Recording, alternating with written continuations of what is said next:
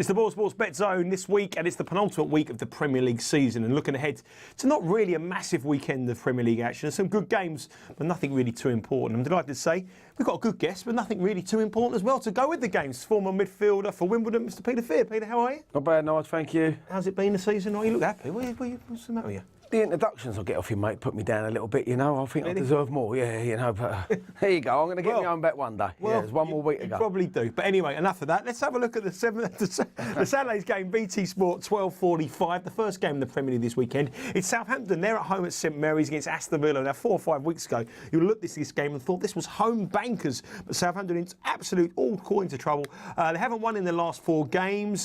They don't really want to be in the Europa League. No one really wants that. Just Southampton want it. We'll find out. But Aston Villa 9-2. They're in a bit of form, but they've got one eye on an FA Cup final. Peter, what do you think about this weekend's games? How do we make any money?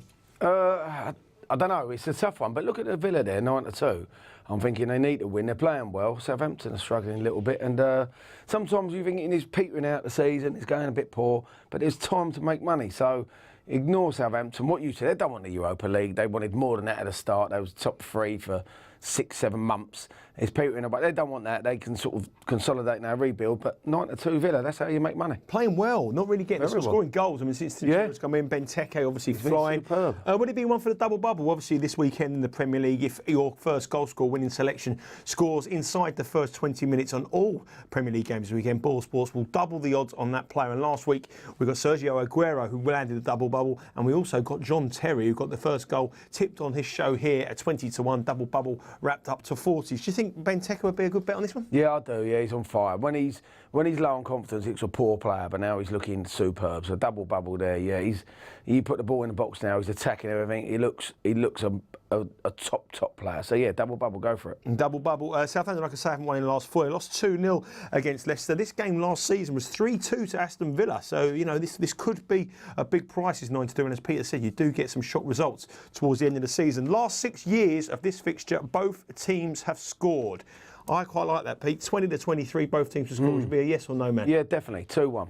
2-1 to Villa? Villa, yeah. Benteke, both of them. Benteke to get the oath. Benteke land the double bubble. Both teams to score, yes, and that's part 1 of my enhanced treble with Boyle Sports this weekend, which is both teams to score in a Southampton-Aston Villa game. And what probably doesn't look on paper one of the exciting games of the weekend, could be a very entertaining affair. OK, 5:50, going to go now north. We're going to go up to Liverpool. Liverpool, they're at home to Crystal Palace, and all eyes are going to be on one man.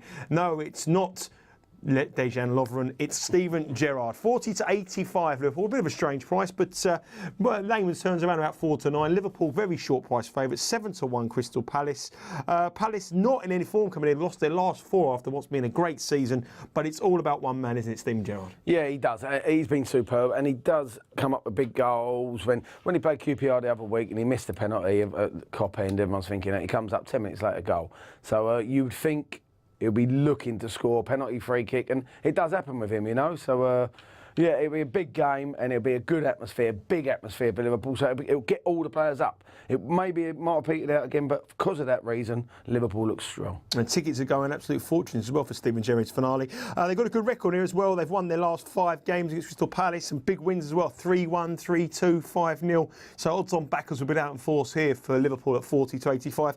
Steven Gerrard, 11-2 to score the first goal. Would that be something to tempt you for the double bubble? I might mind him to score any time. Well, that is 31-20, and I like that as well. Yeah, I prefer that really, because he sort of just creeps into the game late on, and he'll stay on for the full, I'd say 88 minutes, not the full 90, 80, and get the standing ovation, So he'll probably score, get the standing ovation, cry.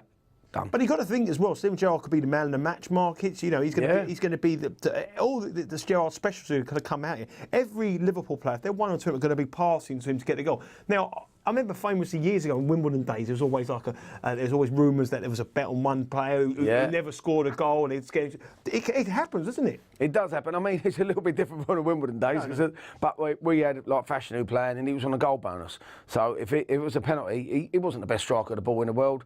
He took the penalty. If he scored the penalty, we got a little bonus. Well, there you go. I don't think that happened with Stephen Gerrard. I don't think too bothered. But there you go. That was 20 years ago. Well, 20 years ago, and the game has changed.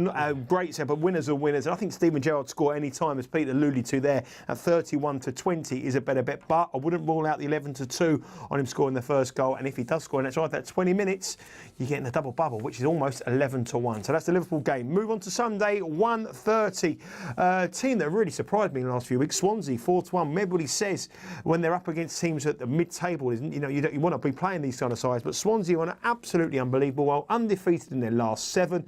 Gary Monk has done a tremendous job here, and against a Man City side, very indifferent. They could be brilliant one week, poor the next. They won 6-0 last time out, but Swansea did go to Arsenal and win 1-0, and they've got a decent record on this fixture. What do you think of this game? Well, I'm looking at it in paper now. I backed the draw, Arsenal-Swansea in the week, and Arsenal battered them, but it was just, there was nothing really going on. Swansea were comfortable, so they're looking good. And then I watched the Man City QPR game, and they looked superb. But another game was quite interesting now. Not that bothered about the result, no one is, but it's quite interesting to see. I played with Gary Monk at Oxford when we got relegated, funny enough, and he was a good lad then. He come on loan. I think he was on loan from Swansea, and he was pretty straight, but knew his job and quiet and got him a thing, and he's doing the same as management, so he's doing really well. And I've got a slim chance of making the Europa League, and of all the 3 teams, they'll want to do it. They did it early. They got obviously they're early in the season. Yeah, they're fancy, wouldn't they? And they'll want to now because he's pushing on because they're beating their points record. It's a great season for him. It's all good in his CV. It gives him another 2 or 3 years at least to rebuild.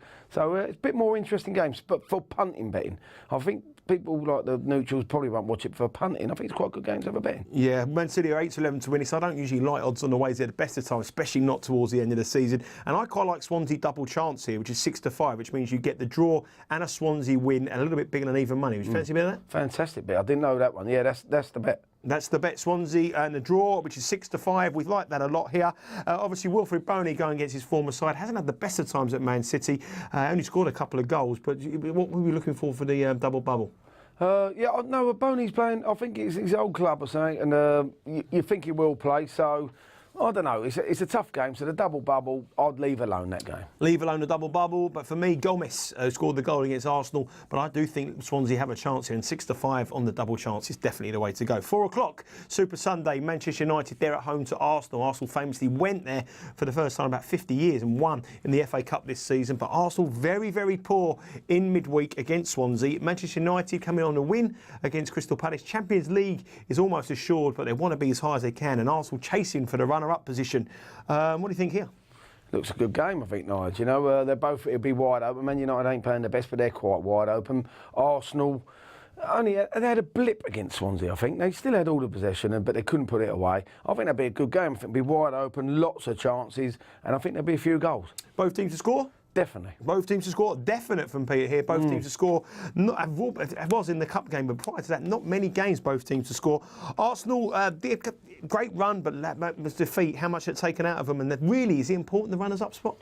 Not really. I mean, people don't really care. It's just second and third just as important. Come third, just as important as second. So, no. But one thing you don't want to do is fourth, isn't it? No, obviously that's where you don't want to be. Yeah, and that's what Arsenal, they think after that they want to just make sure they don't get beaten here, and then they just secure it, you know. Man United lost their last home game 1-0 to West Brom, obviously, and they missed the penalty in that game. Got a penalty at the weekend. Mata took it, but the man who scores all the goals at Manchester United at home at Old Trafford is Wayne Rooney. He scored in 15 of their last 17 games. Got to be a bit.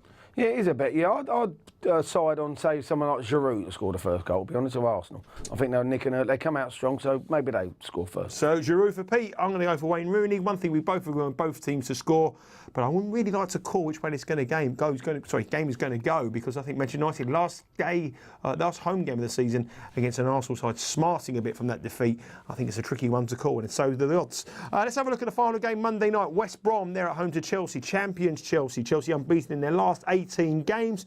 West Brom got a bit of form though. They're unbeaten in their last 4. 1-1 last season this game was, and the 2 seasons before West Brom won this game.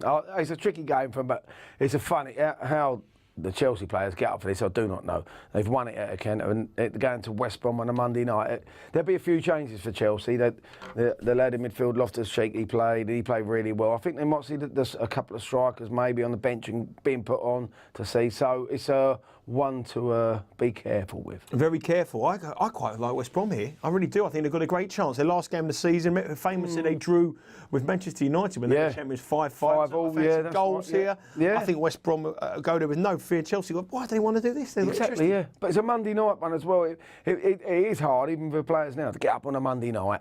Not get up on a Monday night, but get up for the I struggle to get up on a Monday night now, but no, it'll be a tough game. So I'd leave that alone. If you have to have a bet, West Brom, bit of value. West Brom, bit of value, 13-1 to 10. I quite like West Brom a lot here. I want to be taking on Chelsea. I also like the West Brom double chances. I'm looking for a goal scorer. Where are we going to go? Team news is crucial, though, isn't it? Exactly, yeah. We don't know with Chelsea who they're going to be playing. If they're playing a youngster, the youngsters come in sometimes and they're buzzing and they do score. And they score on their debuts, everything. So wait until the team news comes out and then decide your first goal. I'm going to put up a big price double bubble here.